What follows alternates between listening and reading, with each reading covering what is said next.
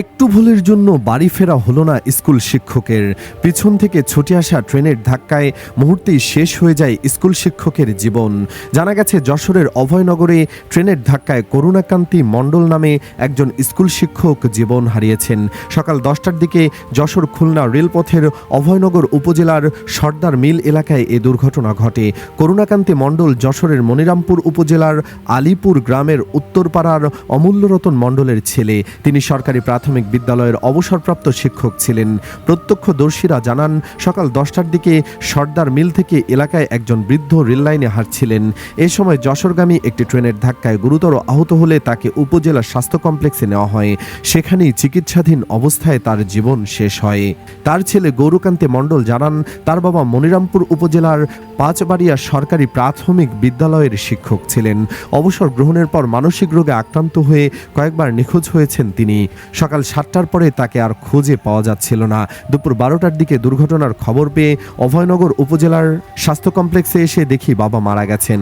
অভয়নগর উপজেলা স্বাস্থ্য কমপ্লেক্সের জরুরি বিভাগের চিকিৎসক ডাক্তার নাসিফ সাইদ জানান, মাথায় আঘাতপ্রাপ্ত বৃদ্ধকে উন্নত চিকিৎসার জন্য খুলনা মেডিকেল কলেজ হাসপাতালে পাঠানোর প্রস্তুতির সময় তিনি মারা যান।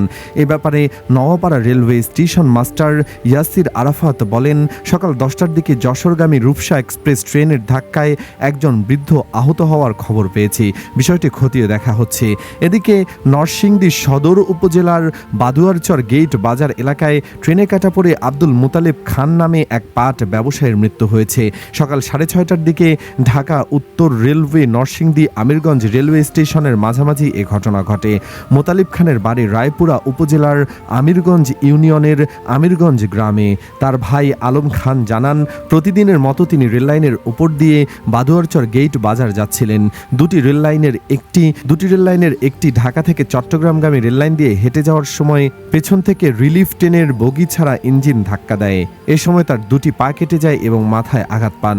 গুরুতর অবস্থায় তাকে নরসিংদী সদর হাসপাতালে নিয়ে গেলে সেখানেই তার মৃত্যু হয়। দর্শক, ট্রেনের ধাক্কা থেকে নিজেকে বাঁচাতে হলে সবার আগে আমাদের সচেতন হতে হবে। এই নিয়ে আপনার মতামত জানিয়ে দিন কমেন্ট বক্সে। ভিডিওটি ভালো লাগলে লাইক দিন ও শেয়ার করুন। আর আমাদের চ্যানেলে নতুন হলে অবশ্যই সাবস্ক্রাইব করুন। ধন্যবাদ।